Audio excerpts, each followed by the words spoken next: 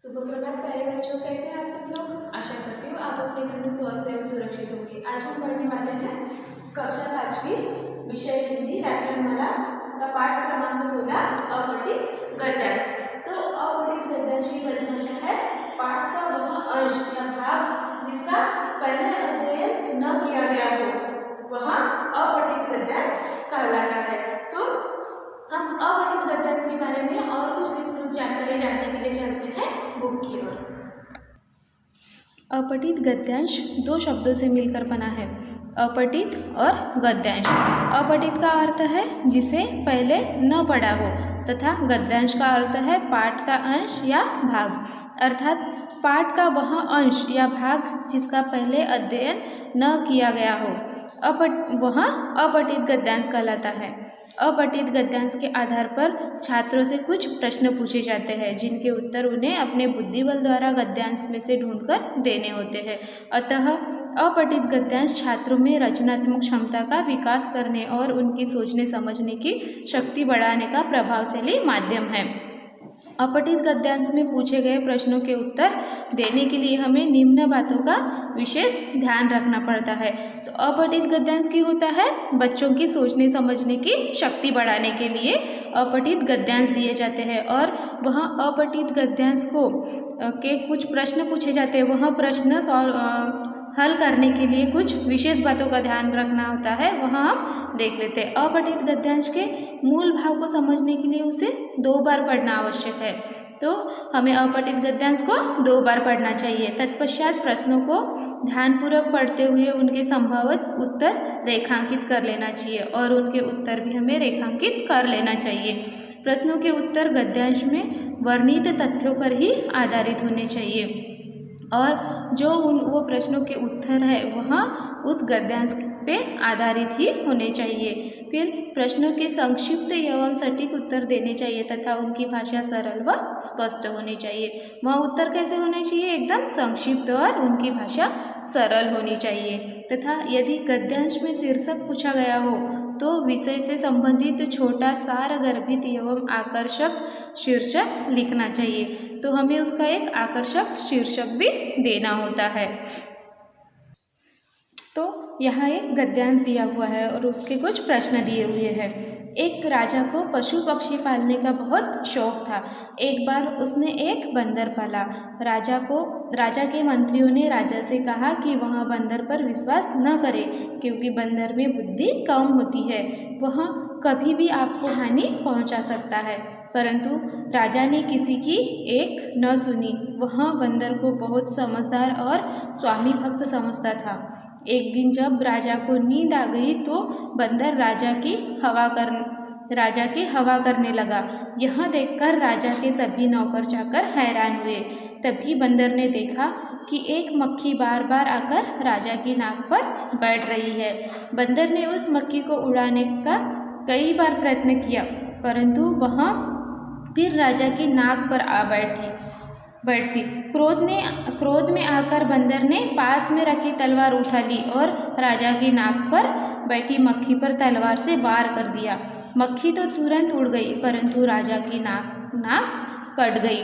तो यह था एक गद्यांश और उसी पे कुछ हमें प्रश्न पूछे गए हैं। राजा को क्या शौक था? तो राजा को क्या शौक था? राजा को पशु पक्षी पालने का शौक था। फिर दूसरा प्रश्न है मंत्रियों ने राजा से क्या कहा? तो मंत्रियों ने राजा से कहा कि वह बंदर पर विश्वास न करे क्योंकि बंदर में बुद्धि कम होती है। फिर तीसरा प्रश्न है राजा बंदर को क्यों समझदार समझता था? तो राजा बंदर को क्या समझता था? तो राजा बंदर को क्या समझता था? राजा बंदर को बहुत समझदार और स्वामी भक्त समझता था। फिर राजा के नौकर चाकर क्यों हैरान हुए? तो राजा के नौकर चाकर क्यों हैरान हुए? बंदर राजा को हवा करने लगा। यह देखकर राजा के सभी नौकर चाकर हैरान हुए। अब उपरोक्त गद्यांश का उचित शीर्षक लिखिए। अब हमें पूछा गया है कि उस गद्यांश को उचित शीर्षक दो। तो उस गद्यांश को क्या शीर्षक होगा? उपरोक्त गद्यांश का शीर्षक मूर्ख पर विश्वास यह उसका शीर्षक होगा। तो यह जो क्वेश्चन दिए हुए हैं उसके उत्तर हमें नेक्स्ट पेज पे दिए हुए हैं। फिर नेक्स्ट गद्यांश है, मैं नहीं जानता यह गलत ख्याल मुझे कैसे हो गया कि पढ़ाई में सुंदर लेखन होना आवश्यक नहीं है।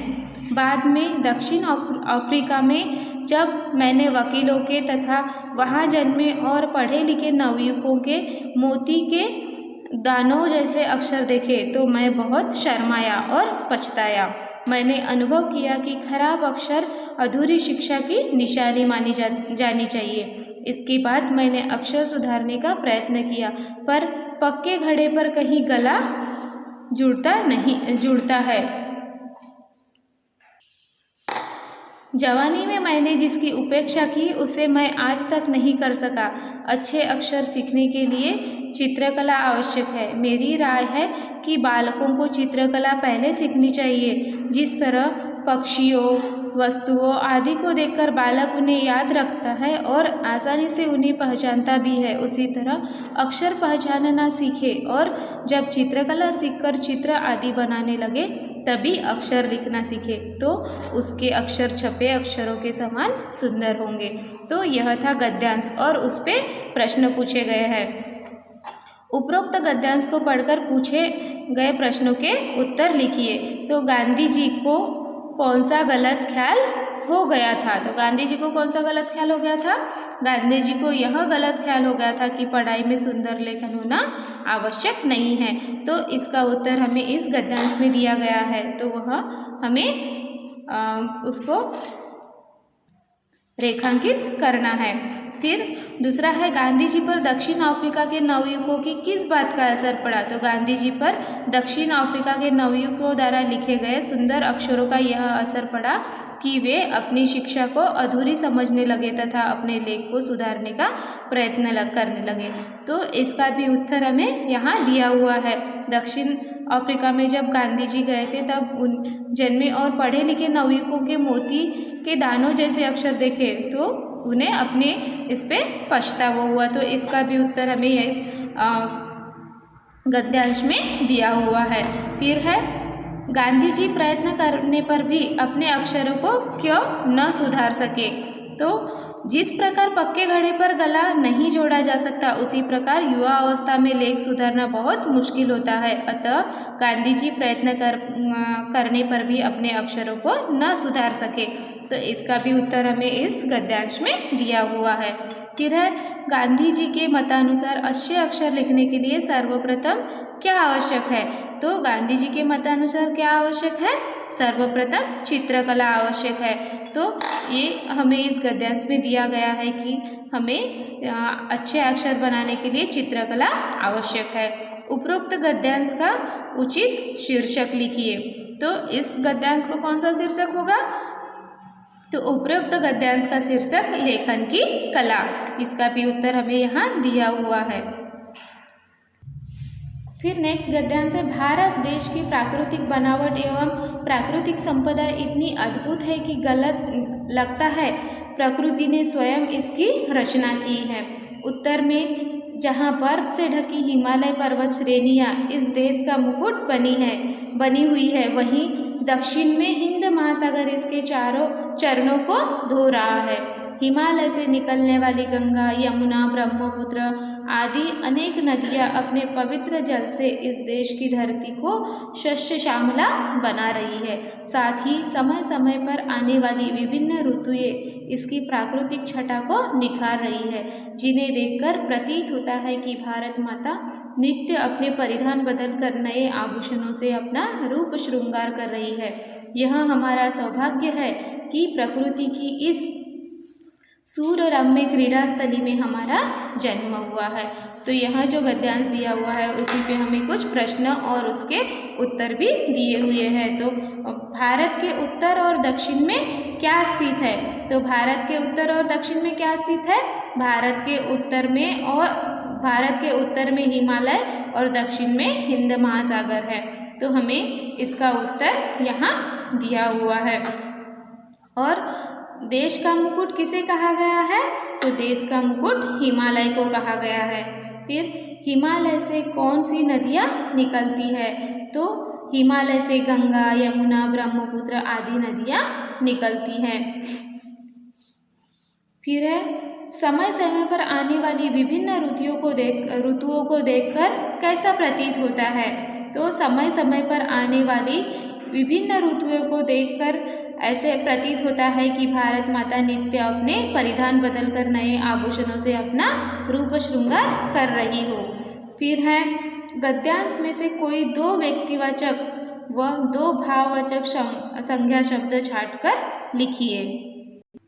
तो इस गद्यांश में से हमें व्यक्तिवाचक और वो भाववाचक संज्ञा के दो उदाहरण देखना है। तो व्यक्तिवाचक संज्ञा है भारत और गंगा, और भाववाचक संज्ञा है बनावट और श्रृंगार। फिर नेक्स्ट क्वेश्चन है उपरोक्त गद्यांश का उचित शीर्षक लिखिए। तो इसका शीर्षक है हमारा भारत देश।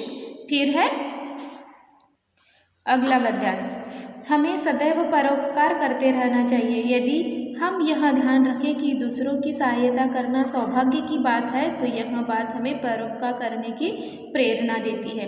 किसी ऊंचे स्थान पर खड़े होकर और अपने हाथ में थोड़े से पैसे लेकर यह कभी मत कहना, ए भिखारी, यह मैं तुझे दे रहा हूँ। वास्तव में तुम्हें तो इस बात के लिए कृतज्ञ होना चाहिए कि तुम्हें कोई निर्धन व्यक्ति मिला जिसे दान देकर तुमने अपने आप पर उपकार किया, क्योंकि धन्य पाने वाला नहीं बल्कि देने वाला होता है। यह कम महत्व की बात नहीं है कि संसार में तुम्हें अपनी दयालुता प्रकट करने का अवसर प्राप्त हुआ है। तो इस गद्यांश पर हमें कुछ प्रश्न पूछे गए हैं। उपरोक्त गद्यांश को पढ़कर पूछे गए प्रश्नों के उत्तर लिखिए। परोपकार करते समय हमें किस बात का ध्यान रखना चाहिए?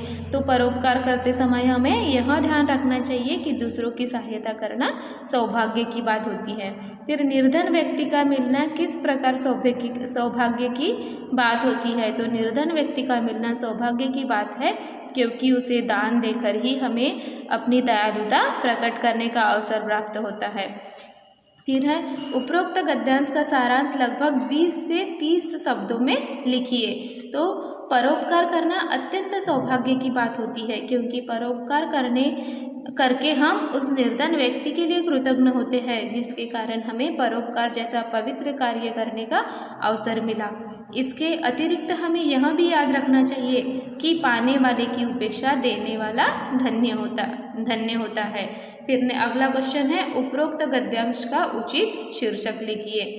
तो इसका शीर्षक है उपरोक्त गद्यांश का शीर्षक है परोपकार में दान का महत्व।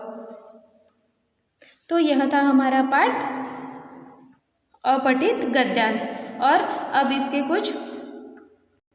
अब हम इस पाठ को फिर से दोहराते हैं। आओ पाठ को दोहराए। पाठ का वह अंश या भाग जिसका पहले अध्ययन न किया गया हो वह अपठित गद्यांश कहलाता है।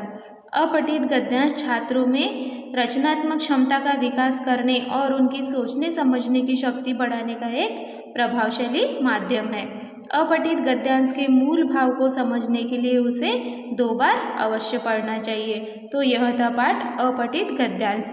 आशा करती हूँ आप सभी को यह पाठ समझ में आया होगा। धन्यवाद।